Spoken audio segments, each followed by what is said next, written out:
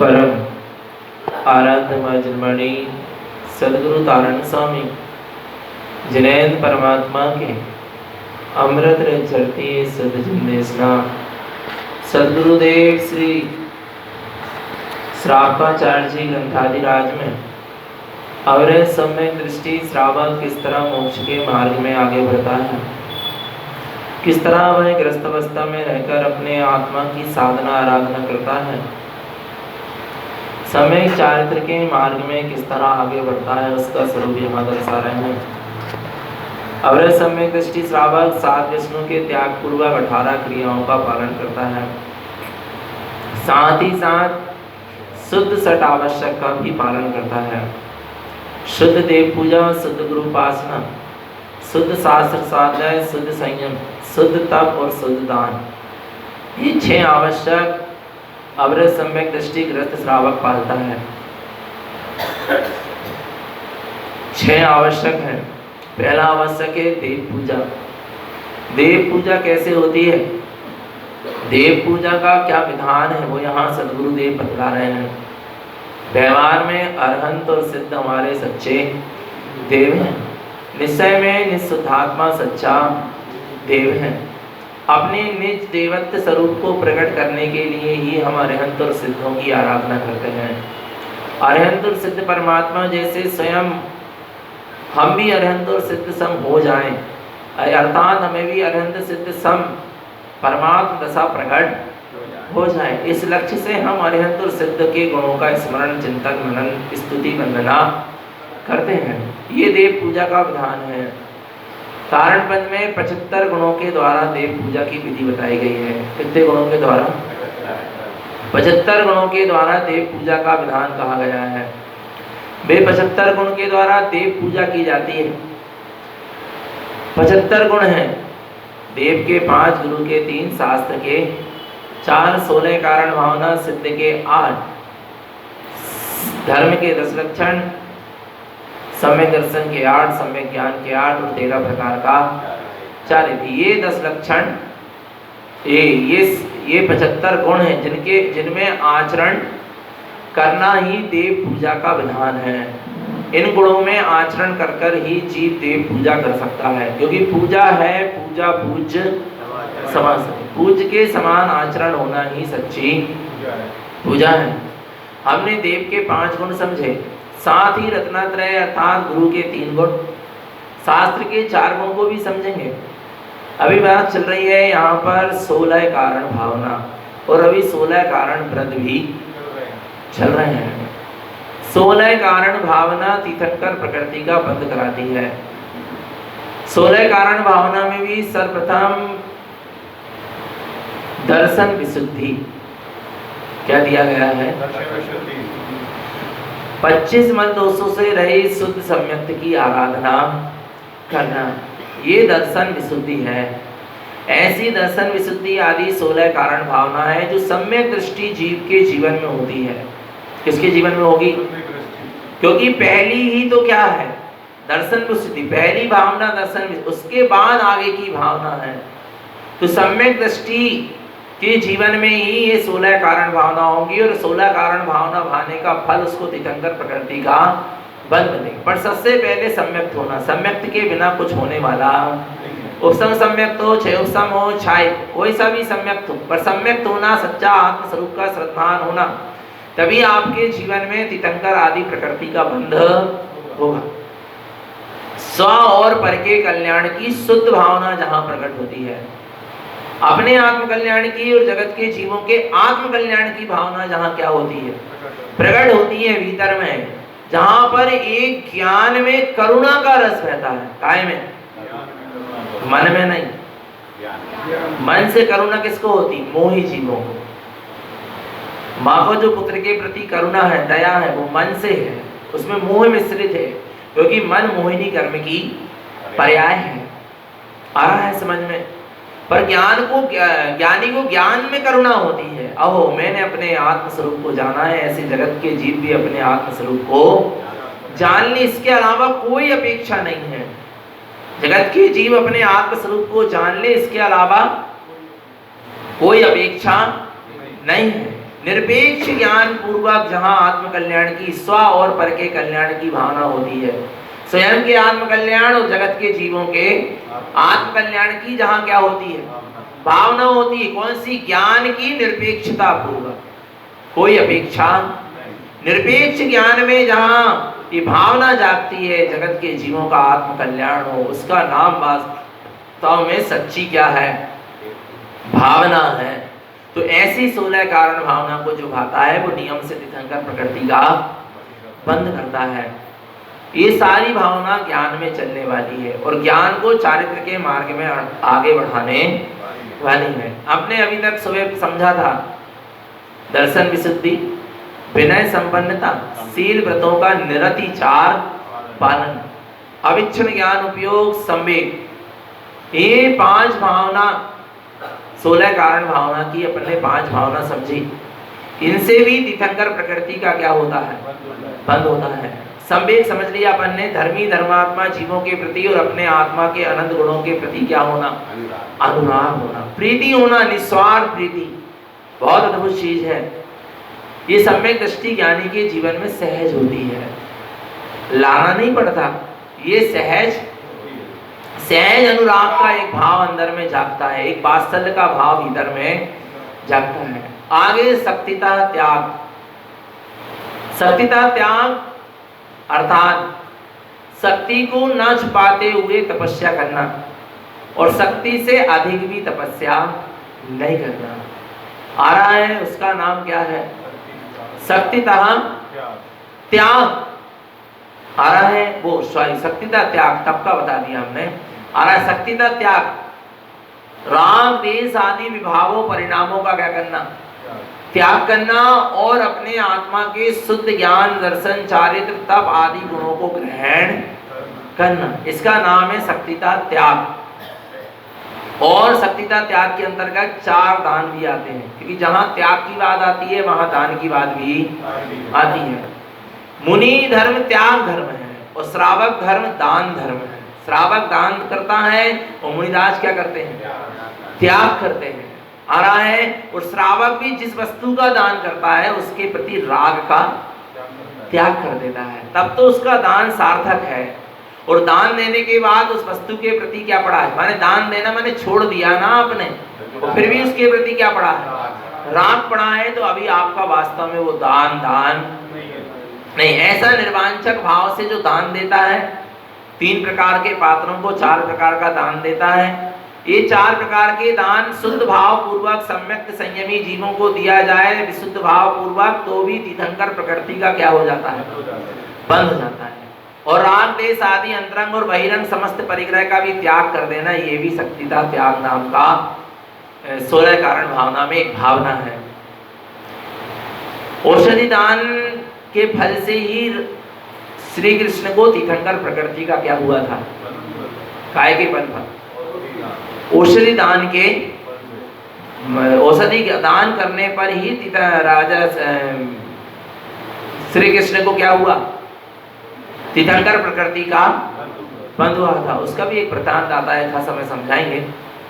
तो दान देने से भी तीर्थंकर प्रकृति का क्या होता है? बंद होता है। पर सम्यक दान होना, व्यवहार में 4 प्रकार का दान, 3 प्रकार के पात्रों को राग देश आदि विभाव परिणामों का त्याग होना चाहिए, और भीतर में अपना उपयोग अपने स्वभाव की ओर झुकना चाहिए, अपना उपयोग अपने स्वभाव की ओर लगना चाहिए। उपयोग अपने शुद्ध उपयोग का अपने शुद्ध स्वभाव को दान दे। शक्तिता त्याग, शक्तिता तप, शक्ति को ना छुपाते हुए तपस्या करो, और शक्ति से अधिक भी नहीं, जितनी तपस्या हो सके करो, पर काय में करो? भेद विज्ञान के साथ तप तपना करते। जहाँ भेद विज्ञान नहीं जागा है वहां पर अभी जो भी तपस्या हो रही वो सच्ची तपस्या नहीं। भेद ज्ञान के साथ, आत्मज्ञान के साथ जहाँ तप होगा, चाहे वो 6 बहिरंग तप हो और चाहे 6 अंतरंग तप हो, आत्मज्ञान के सद्भाव के साथ, भेद विज्ञान के सद्भाव के साथ क्या होना चाहिए? तब होना चाहिए। अंसन, नमोदर, वृत्ति परिसंख्यान, रस परित्याग, विविध संयासन, काय क्लेश आदि, ये तब काय के साथ होना चाहिए? आत्मज्ञान के साथ, भेद विज्ञान के साथ, प्रायश्चित, विनय, वैयाव्रत, स्वाध्याय, ईश्वर ध्यान, ये क्या उनसे तप है? अंतरंग तप है। ये भी सब आत्मज्ञान के साथ, भेद विज्ञान के साथ। सम्यक ज्ञान और आत्म ध्यान के प्रकाश में तपने का नाम वास्तविक क्या है? तप है, जिससे कर्मों की क्या होती है? निर्जा हो। ऐसा सम्यक तप भी तीर्थंकर प्रकृति का क्या कराता है? बंद कराता है। आ रहा है समझ में? आगे कौन सी? गुणोदर भी तप है। गुणोदर भी तप है। गुणोदर बहिरंग तप है। गुणोदर अर्थात भरपेट भोजन नहीं करना, भोजन से भूख से कम।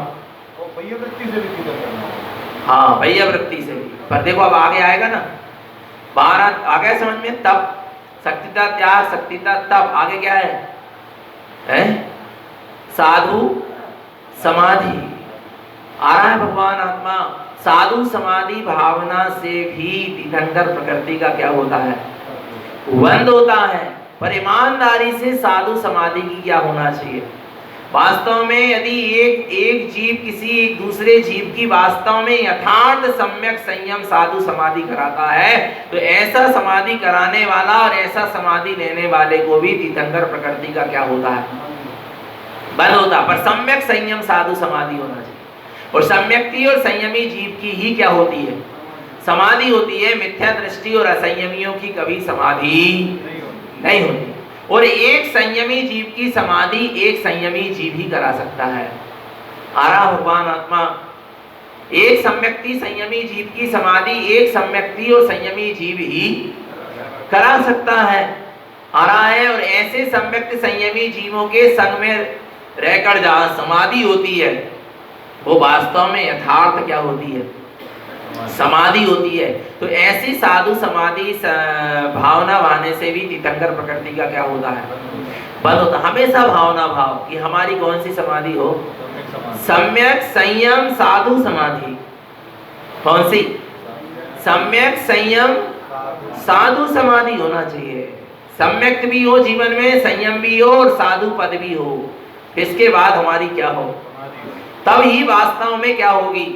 समझ। साधु ही समाधि की चरम सीमा को प्राप्त कर सकते हैं, श्रावक नहीं। श्रावक सम्यक और संयम पूर्वक देह का त्याग कर सकता है, पर वास्तव में समाधि की का जो आनंद लूट कर जाएगा वो साधु ही जाएगा। पर कौन सा साधु होना? सम्यक्ति होना, संयमी होना, भावलिंगी निर्गत वीतरागी होना। सानंद समाधि के साथ, निर्विकल्प समाधि के साथ मरण किसका होगा? एक भावलिंगी वीतरागी निर्गत साधु का ही होगा। पर हम ऐसी भावना तो भा सकते हैं ना? भा सकते क्या नहीं भा सकते? एक भावना भाना, एक भावना ये भाना कि जब भी अगला जन्म मिले, इसके बाद यदि कुछ मिले, यदि मनुष्य पर्याय, ऐसी मनुष्य पर्याय मिले जहाँ सम्यक संयम, बाल अवस्था से ही संयम को हम क्या करें? धारण करें। आ रहा है। बाल अवस्था में ही हम वीतरागी साधु पद को धारण करें। उत्कृष्ट सम्यक संयम साधु समाधि, वीतराग समाधि, निर्विकल्प शून्य समाधि के साथ हमारा देह का त्याग हो। ऐसे क्या करना? अभी से ही क्या करना? भावना भाते चलना।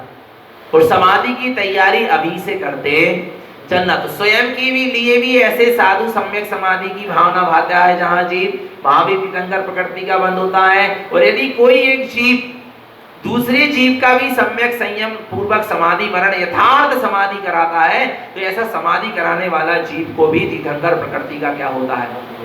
बंद होता है। हमेशा ध्यान रखना, किसी की भी समाधि की स्थिति चल रही हो, अंतिम समय चल रहा हो, उसकी जरूर संभाल करवाना।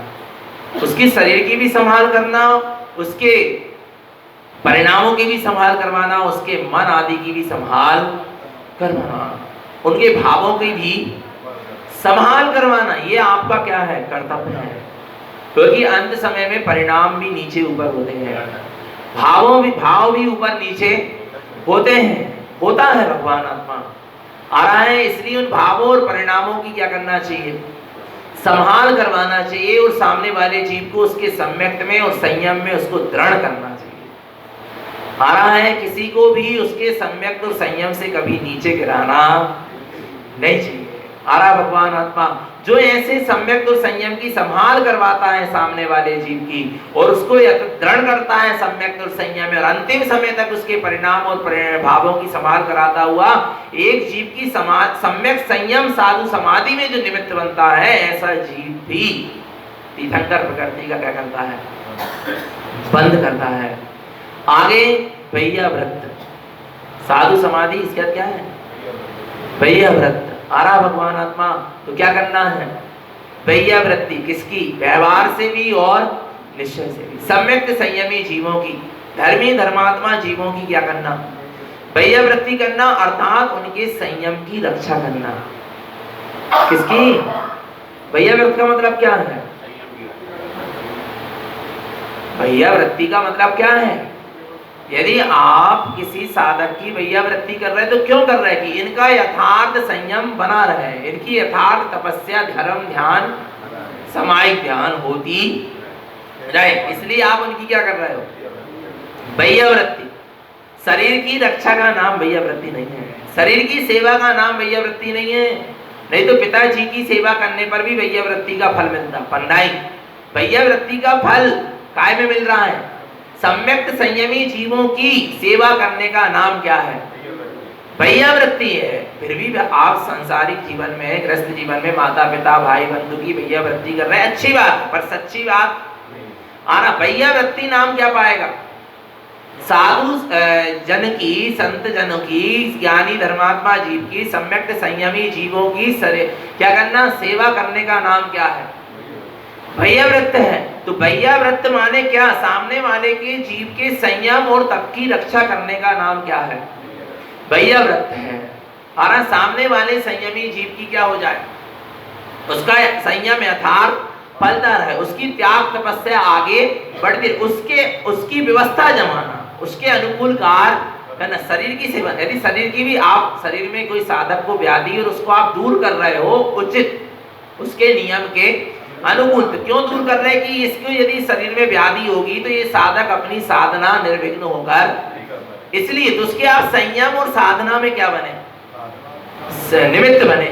आरा भगवान आत्मा वो भैया वृत्ति है जो संयम और तपस्या को आगे बढ़ा के ले जाए, जो उसके सम्यक तो संयम और साधना की रक्षा कराए, उसका नाम भैया वृत्ति। शरीर मात्र की सेवा का नाम भैया वृत्ति नहीं है। आरा नहीं आरा भगवान आत्मा जिन कार्यों से सामने वाले साधक के परिणाम उत्कृष्ट हो, संयम उत्कृष्ट हो, भाव उत्कृष्ट हो, उनके अंदर में विशुद्धि बढ़े, उनकी तपस्या बढ़े, उनका मोक्ष मार्ग आगे बढ़े, ऐसा कार्य करना, उसका नाम क्या है, भैया वृत्ति है। आरा नहीं आरा। और साधक की साधना छूट जाए ऐसी भैया वृत्ति, साधक अपने संयम से च्युत हो जाए ऐसी भैया वृत्ति। उन्होंने कहा हीटर लगा दिए ठंड के दिनों में लाके, आ रहा नहीं आ रहा, तो संयम क्या हो रहा है, बड़े बड़े बल्ब लगा दिए गरम गरम, आ रहा क्या हो गया, भैया वृत्ति हो रही है। अंग्रेजी दवाई लाके दे दिए, ये भैया वृत्ति हो रही है, संयम छूटे। कूलर लगा दिए, आ रहा भगवान आत्मा बिना चना पानी भर रहा है महाराज साहब, भैया वृत्ति, ये भैया वृत्ति नहीं है। जो संयम छुड़ा दे, पद से नीचे गिरा दे, त्याग तपस्या को छुड़वा दे, उसका नाम भैया वृत्ति। उनके संयम के अनुकूल, उनका संयम त्याग तपस्या साधना आगे वृद्धि गत हो, ऐसी व्यवस्था करना, उसका नाम सच्ची क्या है, भैया वृत्ति है। आ रहा नहीं आ रहा भगवान आत्मा। तो ऐसी सम्यक भई, और जो तो व्यवहार में हुआ, और निश्चय में अपनी आत्मा की भी तो सेवा करो, अपनी आत्मा की भी तो रक्षा करो, अपने आत्मा की भी तो भैया वृत्ति करो, अर्थात अपने आत्मा की, अपने उपयोग की बाह्य प्रवृत्ति को छोड़कर उपयोग को अंदर में प्रवर्तमान करना, उसका नाम भैया वृत्ति है। तब विशेष पूर्णा दिए गुरु महाराज ने, उसमें यही आया है कि तुम अपने उपयोग की बाह्य प्रवृत्ति को त्याग कर उपयोग की अंतर रूप में प्रवृत्त होना, अपने रत्नात्रय स्वभाव में उपयोग का प्रवृत्त होना, अपने आनंद कंद सच्चिदानंद भगवान आत्मा में उपयोग का प्रवृत्त होना सच्ची क्या है, भैया वृत्ति है। जिससे तुमने अपने आत्मा की स्वयं क्या करी है, सेवा करी है, निर्वाण पद को तुम इससे क्या करोगे, पाओगे। ऐसी भावना भाने से, ऐसी भैया वृत्ति भावना भाने से भी क्या होता, तीर्थंकर प्रकृति का बंद होता। साधु समाधि भैया व्रत, उसके बाद क्या है, अरहंत भक्ति। कौन सी भक्ति, कैसी भक्ति?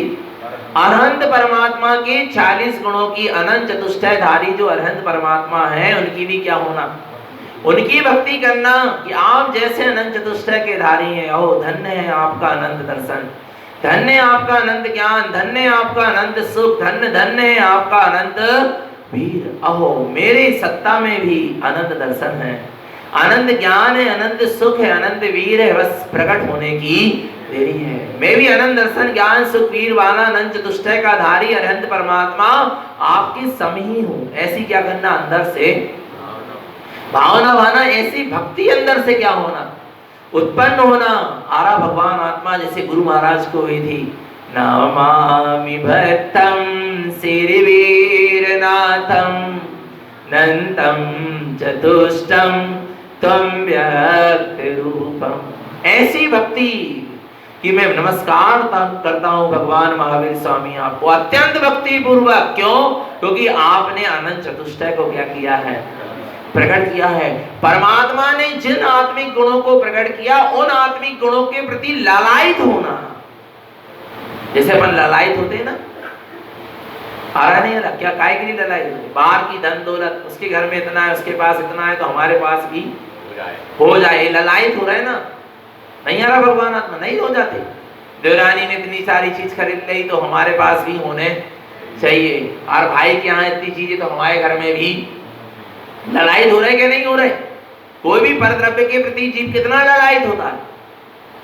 ऐसे ही क्या करो, अनंत परमात्मा आपने अनंत चतुष्टय प्रकट किया है तो हम उसके लिए क्या है, ललायित है कि हमें भी अनंत चतुष्टय क्या हो, प्रकट हो। सिद्ध प्रभु आपने 8 गुणों को प्रकट किया है, साथ ही अनंत काल के लिए सिद्ध हो गए हैं। अनंत अनंत काल आप अपने एक परमानंद स्वभाव में दृष्ट हैं। मैं उस परमानंद के आनंद के लिए क्या हूं, ललायित हूं। नहीं होती ऐसी भावना, बोलो भगवान आत्मा, ये अनंत भक्ति है। अनंत परमात्मा के अनंत चतुष्टय रूपी गुणों के प्रति क्या होना, ललायित होना। उनके गुणों सब अपने आत्म गुणों का स्मरण करना, उनके गुणों से अपने आत्मा के गुणों का मिलान कर कर बहुमान जागना। ओ अनंत ज्ञान तोरे सो अनंत ज्ञान मोरे, अनंत ज्ञान मोरे सो अनंत ज्ञान तोरे। ऐसा बहुमान जहां जाग जाए उसका नाम कौन सी भक्ति है, अरहंत भक्ति। आ रहा है भगवान आत्मा। इसके बाद क्या है, आ रहा है अरहंत भक्ति, आचार भक्ति। आचार भक्ति माने आचार परमेष्ठी के प्रति क्या होना, उनके 36 मूल गुणों का आचरण देखकर ये भावना जागना कि जैसे आप पंचाचार में आचरण कर रहे हैं, दर्शनाचार, ज्ञानाचार, तपाचार, वीर्याचार और चारित्राचार, ऐसे पंचाचार में आप आचरण कर रहे हैं, ऐसा मेरा भी मेरे दर्शनाचार, मेरे ज्ञानाचार, मेरे तपाचार, मेरे चारित्राचार और मेरे वीर्याचार में क्या हो, आचरण हो। मेरा भी आपके जैसे पंचाचार में आचरण हो। ऐसी क्या करना, भावना भाना, ऐसे उनके गुणों का अनुवादन करना। ये कौन सी भक्ति है, आचार भक्ति। अपने पंचाचार स्वरूप में आचरण करने की भावना जहां प्रकट होती है। बहुश्रुत भक्ति, बहुश्रुत भक्ति माने उपाध्याय भक्ति।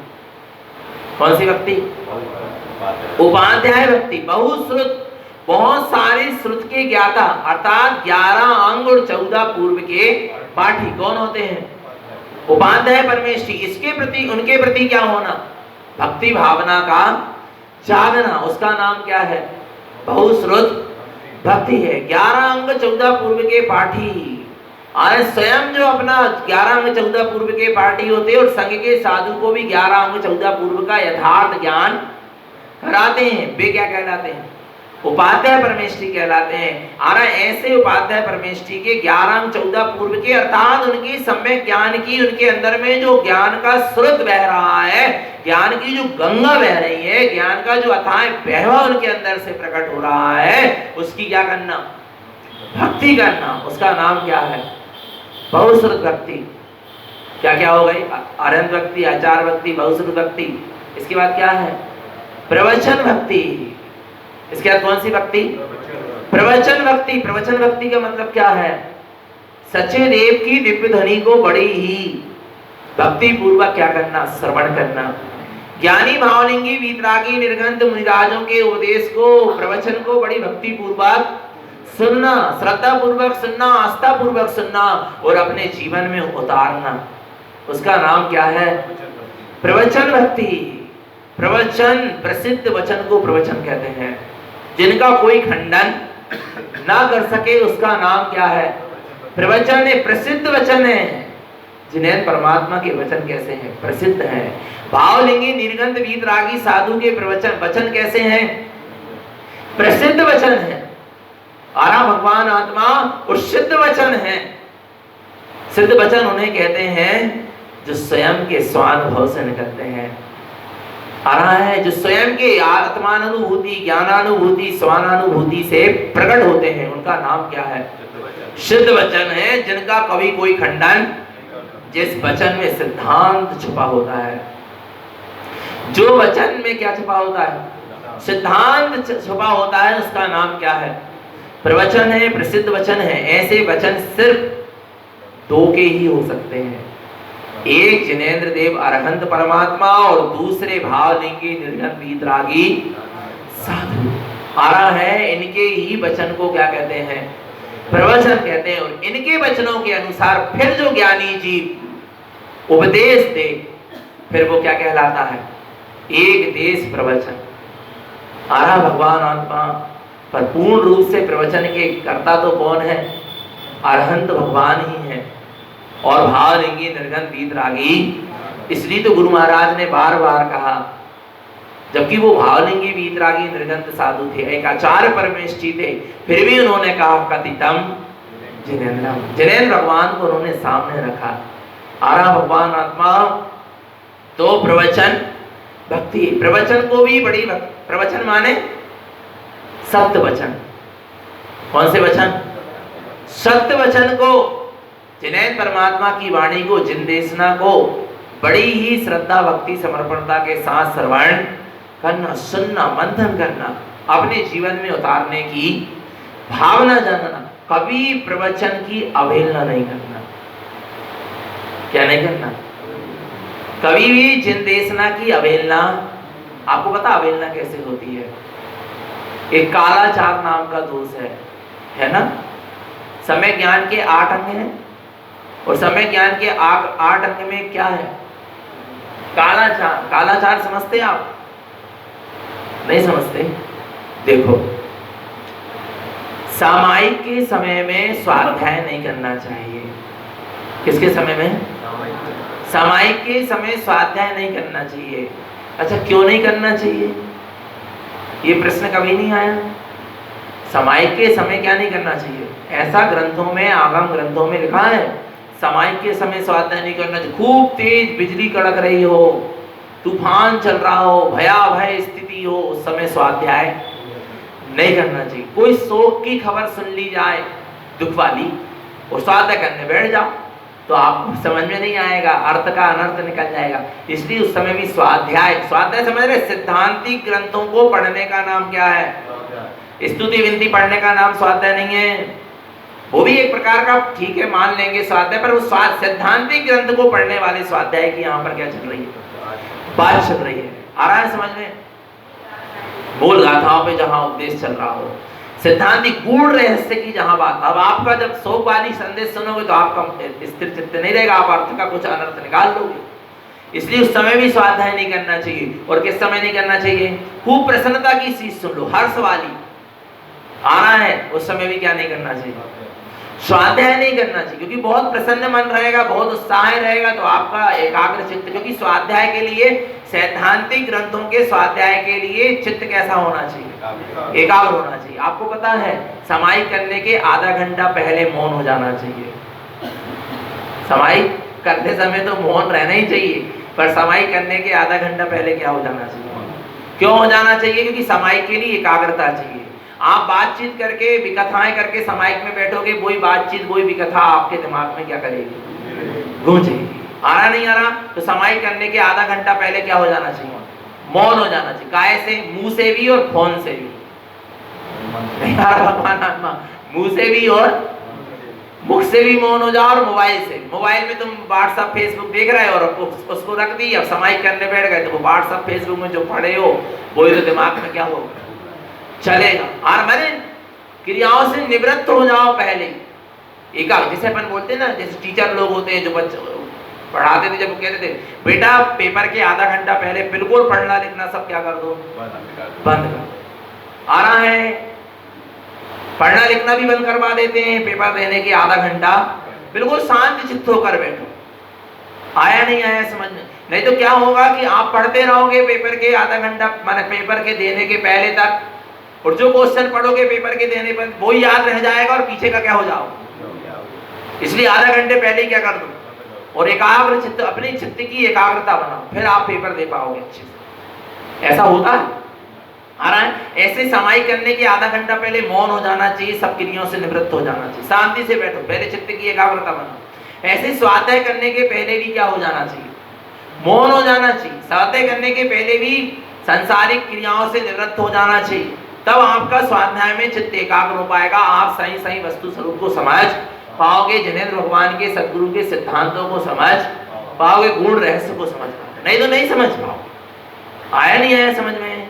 ये विधि है काय की, स्वाध्याय करने की। आ रहा है? तो ऐसी बहुत सी स्थिति है जिन स्थितियों में क्या नहीं करना चाहिए, स्वाध्याय। नहीं तो कालाचार नाम का क्या लगता है, दो समय। एक सामायिक का समय होता है जिस समय जिनेंद्र भगवान की वाणी खिलती है। विदेश क्षेत्र में अभी भी 144, 144, 144 और 144 ऐसे 144 में 4 टाइम जिनेंद्र भगवान की क्या खिल रही है, 20 तीर्थंकरों की दिव्य ध्वनि खिलती है। जिस समय भगवान की वाणी खिलने का समय होता है वो सामायिक का समय होता है। क्या का समय होता है? संधि काल जिसको अपन कहते हैं, वो सामायिक का समय होता है। उस समय में हमें स्वाध्याय एकाग्र चित्त होकर मात्र उसका वेदन करना चाहिए। जो तुमने इतने दिनों में पढ़ा है, सुना है, स्वाध्याय किया है, उसका चिंतन मनन करना चाहिए, आत्मा की ओर एकाग्रता लाने का प्रयास करना चाहिए। अच्छा, और क्यों नहीं करना चाहिए उस समय सामायिक के सब में स्वाध्याय? क्योंकि उस समय जिनेंद्र भगवान की क्या कर रही है, वाणी, और तुम अपनी वाणी खिला रहे हो। तुम यहाँ बैठकर अपना स्वाध्याय कर रहे हो, उनकी सुन। तो ये क्या है, ये प्रवचन की क्या है, अवहेलना है। ये प्रवचन की क्या है, अवहेलना। ऐसे ही यहाँ भी जब जिनेंद्र भगवान की वाणी चले, जिनवाणी का वांचन चले, स्वाध्याय चले, प्रवचन चले, धर्मोपदेश, मंदिर विधि चले, उस समय अपन अपना अलग से बैठ के स्वाध्याय कर रहे हैं, तो ये वही स्थिति बनी कि हमने प्रवचन की क्या करी है, अवहेलना। जब यदि जिन देशना चल रही है, आत्मा शुद्धात्मा परमात्मा की बात चल रही है, तत्व की चर्चा चल रही है, तो आपको अपना अलग से पाठ जाप पाठ स्वाध्याय करने की आवश्यकता उस समय नहीं। आपका नियम है, इसके बाद आप करें, स्वतंत्र है। पर उस समय यदि आप कर रहे हैं तो क्या होगा, आ रहा नहीं, आपको दोष प्रवचन की आपने क्या कर दी है, अवहेलना कर दी है। आया नहीं आया भगवान आत्मा? ये चीज को बहुत क्या करना है, गंभीरता से लेना। अभी समझ, अपन क्या होता है, उन्हें कहा चलो प्रवचन चल रहे हैं, अपन अपनी जाप तो कर ही लो, अपना तारण त्रिवेणी का पाठ कर लो, या अपने और भी भक्तांबर आदि का पाठ कर, अच्छी बात है, मना नहीं कर रहे। पर जिस समय प्रवचन चले, तथ्य की चर्चा चले, कोई एक चीज में उपयोग लग, ना उसमें उपयोग लग पा रहा, ना इसमें उपयोग लग पा रहा है क्या नहीं? कोई एक चीज में ही अच्छे से क्या कर लो, मंदिर विधि चल रही, उसको ही बड़ी एकाग्रता पूर्वक क्या कर लो, सुन लो। क्योंकि धर्मोपदेश भी एक स्वाध्याय है। 5 प्रकार के स्वाध्याय हैं। कौन कौन से हैं? वांछना, प्रक्षणा, आमना, अनुप्रेक्षा और धर्म उपदेश। यदि धर्म उपदेश प्रवचन भी सुन रहा है तो आपका नियमित स्वाध्याय का नियम पूरा हो गया। आपने जो प्रतिदिन स्वाध्याय का नियम लिया है ना, वो आपका क्या हो गया, पूरा हो गया। यदि आपने धर्मोपदेश सुन लिया, प्रवचन देशना सुन ली, तो फिर इसके बाद आपके पास समय है तो फिर बिना प्रमाद पूर्वक ग्रंथ खोलकर भी स्वाध्याय करो। आराम मना नहीं है, पर समझना, नहीं तो आपको क्या लगेगा, दोष लगेगा, कालाचार नाम का क्या लगेगा। जो सामायिक के समय स्वाध्याय करते थे एक मुनिराज, आपको पता है उनकी गर्दन क्या हो गई, टेढ़ी हो गई। उन्होंने पूछा अपने आचार्य से कि गर्दन टेढ़ी क्यों हो गई? उसका यही उत्तर मिला कि आपने प्रवचन की अवहेलना करी है, आपने सामायिक का समय छोड़कर काय में लगाया है, स्वाध्याय में लगाया है। आ रहा नहीं आ रहा भगवान आत्मा? ये चीज क्या करना है, समझना है इस चीज को। आया समझ में? और तो प्रवचन की कभी अवहेलना होना नहीं चाहिए। आया समझ में? आगे चलो। अरहन भक्ति, आचार भक्ति, बहुश्रुत भक्ति, प्रवचन भक्ति, माने प्रवचन के प्रति भक्ति श्रद्धा समर्पणता, ये भी तीर्थंकर प्रकृति का क्या करा देती है, बंद करा देती है। आया समझ में? आपको पता है यहाँ जिन देशना सुनना प्रारंभ होने वाली और आपके अंदर में क्या होने लगी, और जिन देशना प्रारंभ हो रही, तथ्य की चर्चा प्रारंभ होने वाली, प्रवचन शुरू होने वाला है, कितनी श्रद्धा, कितनी आस्था, कितनी भक्ति जाग रही, जल्दी चलो जल्दी चलो जल्दी। तो ये क्या है, वो बड़ी एकाग्रता पूर्वक यहाँ आकर बड़ी श्रद्धा के साथ बैठकर क्या करने लगे, सुनने लगे। सो धर्म इंद्र खरगोश की तरह बैठकर भगवान की वाणी सुनता। किसकी तरह? खरगोश की तरह। कहने का मतलब ये है कि खरगोश की तरह बड़ा नम्र विनम्र होकर आरा भगवान आत्मा जिनेंद्र भगवान की क्या सुनता है, वाणी सुनता है। ये भक्ति है उसकी, उस वाणी के प्रति प्रवचन वात्सल, प्रवचन भक्ति, आरा भगवान आत्मा करेंत भक्ति, आचार भक्ति, वस्तु भक्ति, प्रवचन भक्ति। आवश्यक अपरिहारणी माने आवश्यक कार्य। क्या है आवश्यक कार्य? आवश्यक कार्य स्वयं रमण, अपनी आत्मा में रमण करना ही हमारा क्या है, आवश्यक कार्य है। पर इस श्रावक की भूमिका में इतना आत्मरमणता नहीं हो पा रही, तो फिर श्रावक को 6 कर्म में लगे रहना चाहिए। कौन कौन से? देव पूजा, गुरु उपासना, शास्त्र स्वाध्याय, संयम, तप और दान। इन 6 आवश्यक का भी यथार्थ शुद्धता पूर्वक सच्चे रूप में पालन करने से तीर्थंकर प्रकृति का क्या होता है, बंद हो जाए। आया नहीं आया समझ में? तो आवश्यक अपरिहारणी। और क्या है इसके बाद? मार्ग प्रभावना, जिन धर्म की क्या होना चाहिए, मोक्ष के मार्ग की, जिन धर्म की अपने निमित्त से क्या होना चाहिए, प्रभावना होना चाहिए। हम जिन धर्म की प्रभावना में निमित्त बने, विराधना में निमित्त न, हमारे निमित्त से माने हमारी शारीरिक क्रियाओं से, हमारे देखने उठने चलने फिरने बोलने चालने मन वचन काय परिणाम भाव, इन सब के द्वारा परिणति, इन सब के द्वारा जिन धर्म की क्या होना चाहिए, प्रभावना होना चाहिए। जिन धर्म की विराधना, सम्यक दृष्टि ज्ञानी के, सम्यक संयमी जीव के हर एक एक क्रियाओं से, हर एक एक आचरण से, मन वचन काय के क्रियाओं से भी जिन धर्म की क्या होती है, प्रभावना होती है। प्रभावना मतलब बाहर के ताम झाम करने का नाम बस प्रभावना नहीं है। आरा भगवान जिन आज्ञा के अनुकूल अपना आचरण बनाना, जिससे लोगों को जिन धर्म के प्रति श्रद्धा क्या हो जाए, जाग जाए। ऐसा आचरण मत करो कि लोगों की जिन धर्म के प्रति श्रद्धा क्या हो रही हो, दूर हो रही हो। वो मार्ग प्रभावना नहीं है।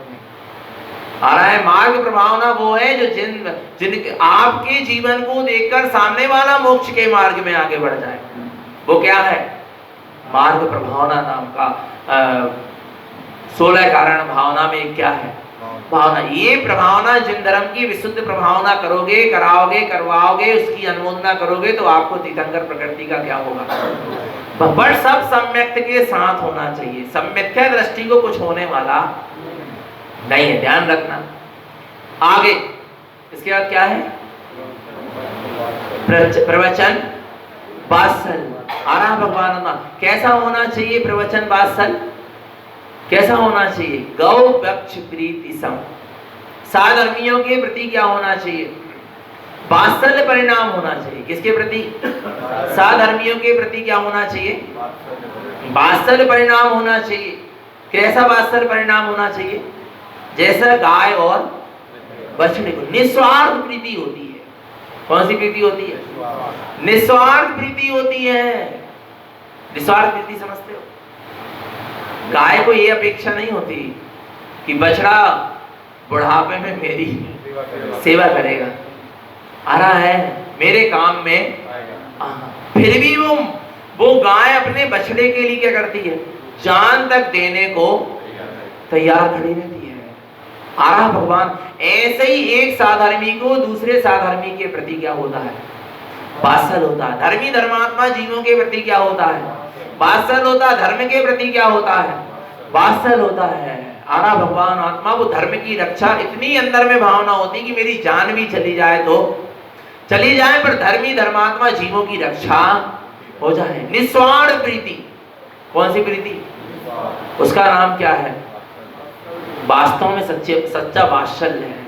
आरा ये वात्सल्य धर्म भी है, वात्सल्य नाम की 16 कारण भावना भी है, वात्सल नाम का सम्यक ज्ञान दर्शन का 8 अंगों में भी है और वात्सल नाम सम्यक दर्शन के 8 गुण में भी है। आरा भगवान आत्मा सम्यक दृष्टि के जीवन में वात्सल्य होता ही होता है, पर किसके प्रति? साधर्मी समान धर्मियों के प्रति, जिन्होंने स्वयं सम्यक पूर्वक मोक्ष के मार्ग को अपनाया हुआ है। ऐसी ये 16 कारण क्या होती है? भावना। व्यवहार में धर्मी धर्मात्मा सम्यक संयमी जीवों के प्रति वात्सल होना और भीतर में अपने निज आत्म स्वभाव के प्रति क्या होना? वात्सल होना। आरा ये सब सम्यक दर्शन के साथ होगा और जब ज्ञान का मार्ग खुलेगा तब ये सब भावनाएं अंदर में काम करती हैं। ज्ञान के मार्ग के साथ जहां ज्ञान निरपेक्ष होकर जगत के जीवों के प्रति कल्याण की भावना आता है, वहां ये 16 कारण भावना तीर्थंकर प्रकृति के बंध का कारण बन जाती है। आरा भगवान आत्मा पर लक्ष्य तीर्थंकर प्रकृति का बंध नहीं होना चाहिए। लक्ष्य का अपने निज शुद्ध आत्मा की साधना आराधना हो जाए, अपने निज स्वभाव की आराधना हो जाए, उपासना हो जाए, मैं अपने स्वरूप में स्थित हो जाऊं, मैं अपने स्वरूप में लीन हो जाऊं, बस यही क्या होना चाहिए? भावना होना चाहिए। 16 कारण भावना के पीछे एकमात्र अपने शुद्ध आत्मा की ही भावना होना चाहिए। तब ये क्या है? 16 कारण भावना तीर्थंकर प्रकृति के बंध का कारण बनेंगी। आगे देखो, सिद्धों के 8 गुणों के द्वारा भी हम देव पूजा करते हैं। देखो, गुणों का परिचय कराया है। किसका परिचय कराया है? गुणों का परिचय कराया है, क्योंकि गुणों से ही गुणी की पहचान है। किससे पहचान होती है? भेद से नहीं होती, बाहर के रूप आकार से। गुणों से ही गुणी की क्या है? पहचान होती है। समझ लेना भगवान आत्मा। तो देखो क्या कहते हैं यहाँ पर, सिद्ध के 8 गुण, इनकी भी आराधना करो और इनमें आचरण करने की भावना, भाव, इनको प्रकट करने की भावना, भाव, ये सिद्धों की क्या है? पूजा है। सिद्धम च शुद्ध सम्मतम ज्ञानम दर्शन दर्शितम वीर्यम सोहम समम हेतुम अवगाहन अगुरु लघुस्तथा। सिद्धम च शुद्ध सम्मतम, सिद्धों के भी गुण हैं। कौन कौन से? शुद्ध सम्यक ज्ञान, सम्यक दर्शन ज्ञान, वीर्य, सूक्ष्म, अगुरु लघु, अवगाहन, अव्यवाद। आरा ये कितने गुण हैं? 8 गुण है। किनके? सम्मतम। पहला गुण कौन सा है? यहाँ अवृत सम्यक दृष्टि की 18 क्रिया में भी पहला क्या है? सम्यक। वहां सिद्धों में भी पहला गुण क्या है? जहां से प्रारंभ है और जहां से अंत है, आदि अंत 100। शुरुआत कहां से हुई थी? सम्यक से। चौथे गुण स्थान में क्या हुआ प्रकट? सम्यक। और जब गुण स्थान अतीत होके सिद्ध हो गए तो क्या प्रकट, क्या रह गया? सम्यक। आदि अंत एक सा निर्वाह है। साधना जहां से प्रारंभ हुई चौथे गुण स्थान से अवृत सम्यक दृष्टि दशा से, वहां भी पहले सबसे पहले क्या? सम्यक। और जब वो अवृत सम्यक दृष्टि ज्ञानी साधक व्रती महाव्रती होता हुआ, स्वरूप में आचरण करता हुआ, श्रेणी का आरोहण करता हुआ, शुद्ध उपयोग में डूबता हुआ, धर्म ध्यान शुक्ल ध्यान में लीन होता हुआ, आर्हंत और सिद्ध दशा को क्या करा? प्राप्त किया। तो फिर क्या रहेगा? फिर क्या बचा? फिर सम्यक। नहीं आ रहा भगवान आत्मा? सम्यक से ही मोक्ष मार्ग की साधना का क्या है? प्रारंभ है और सम्यक में ही जाकर पूर्णता है। आदि अंत एक साधन, यही सच्चा धर्म है। आया भगवान आत्मा तो सम्यक, फिर दर्शन, अनंत दर्शन होता है, केवल दर्शन होता है सिद्ध भगवान को, अनंत ज्ञान होता है कि सिद्ध भगवान को केवल ज्ञान होता है। दर्शन अरा बीजम, अनंत शक्ति होती। कितनी शक्ति? अनंत शक्ति प्रकट होती है। सूक्ष्मत, सूक्ष्मत माने, सूक्ष्मत का मतलब क्या है? सूक्ष्मत का मतलब ये है कि सिद्ध प्रभु 5 इंद्रिय और मन के द्वारा अनुभव में आ सकते। किसके किसके द्वारा? 5 इंद्रिय और मन के द्वारा अनुभव में आने वाला विषय नहीं है सिद्ध प्रभु। आरा भगवान आत्मा की अशरीरी है, ज्ञान शरीरी है। आरा भगवान आत्मा इसलिए भी कौन से गुण के धारी है? सूक्ष्म, वीर्य, सूक्ष्म, अगुरु लघु, ना छोटे होते हैं और ना बड़े होते हैं। कैसे होते हैं वो?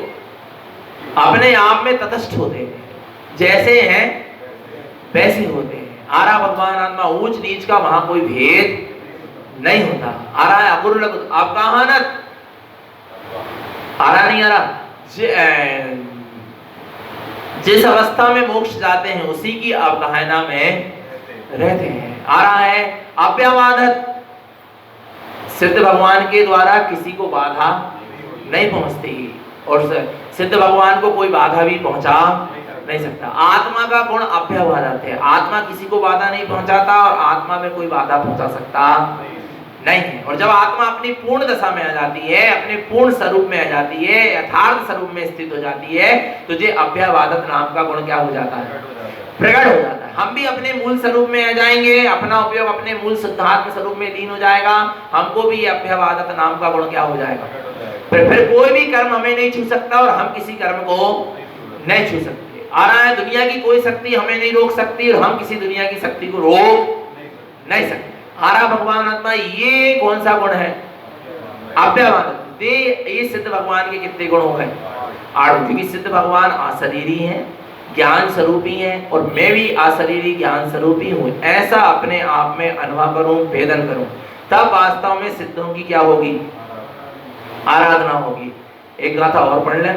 सम्मत्यादि गुणम सार्धम मिथ्यामल विमुक्तयम सिद्धम गुणस्य संयुक्तम सार्धम भव्यलोकयम। सम्मत्य आदि गुणम सार्धम, इन सम्यक्त आदि 8 गुणों की तुम्हें भी क्या करना है? आराधना करना है, साधना करना है। तो सबसे पहले क्या करना पड़ेगा? मिथ्यामल विमुक्तयम, मिथ्यात रूपी मल से क्या होना पड़ेगा? ऐसे नहीं पहुंचोगे तुम सम्यक्त के निकट, और ऐसे प्रकट नहीं होगा सम्यक। मिथ्या मल विमुक्त है, मिथ्यात मल का क्या करना पड़ेगा? त्याग करना पड़ेगा, मिथ्यात के मल से विमुक्त होना पड़ेगा, तब ये सम्यक्त आदि 8 गुण सिद्धों की तुम आराधना कर पाओगे। सिद्धम गुणस्य संयुक्तम सार्धम भव्यलोकयम, जगत के भव्य जीव सिद्धों के गुणों से संयुक्त होने की साधना करते हैं। कौन? जगत के कौन? भव्य जीव, अभव्य नहीं। भव्य जीव सिद्धों के 8 गुणों से संयुक्त होने की क्या करते हैं?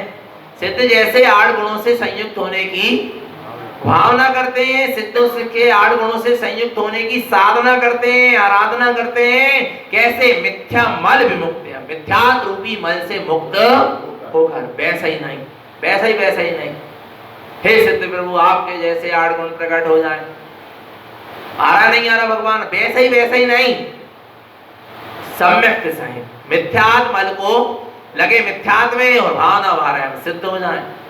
और सिद्ध कह रहे बिना सम्यक्त के सिद्ध नहीं हो पाओगे। पहले मिथ्यात तो छोड़ो, सम्यक्त को धारण तो करो। जिसने सम्यक्त को धारण कर लिया उन्होंने सिद्धों की आराधना, क्योंकि पूजा पूज्य समाचर है। सिद्ध भगवान के समान तुम्हारा एक आचरण तो हो गया ना। पहला गुण क्या है सिद्धों का? सम्यक। और तुमने यहाँ सम्यक्त को क्या कर लिया? धारण कर लिया। तो तुमने सिद्धों जैसी सिद्धों की आराधना करी कि नहीं? एक गुण को तो प्रकट किया ना। अब धीरे धीरे आगे सारे गुण क्या हो जाएंगे? प्रकट हो जाएंगे। इसलिए कह रहे सिद्धों की आराधना करना है तो मिथ्या मल विमुक्त है। जो मिथ्यात रूपी मल से मुक्त हो गया है वही सिद्धों की क्या कर पाएगा? आराधना कर पाएगा और अपने आप को स्वयं सिद्ध स्वरूप अनुभव कर पाएगा और एक दिन स्वयं उस सिद्ध दशा को प्रकट कर पाएगा। आ रहा है भगवान आत्मा। इस तरह 16 कारण भावना विभाग सिद्धों के 8 गुणों का भी स्मरण चिंतन मनन और अनुभव करें। अपने आप में अपने आप को सिद्ध स्वरूपी अनुभव करें। निरंतर निशुद्ध आत्मा की सूरत बनी रहे। अपना सबका जीवन सम्यक और संयम में बना रहे। बोलिए आचार्य प्रवर श्रीमद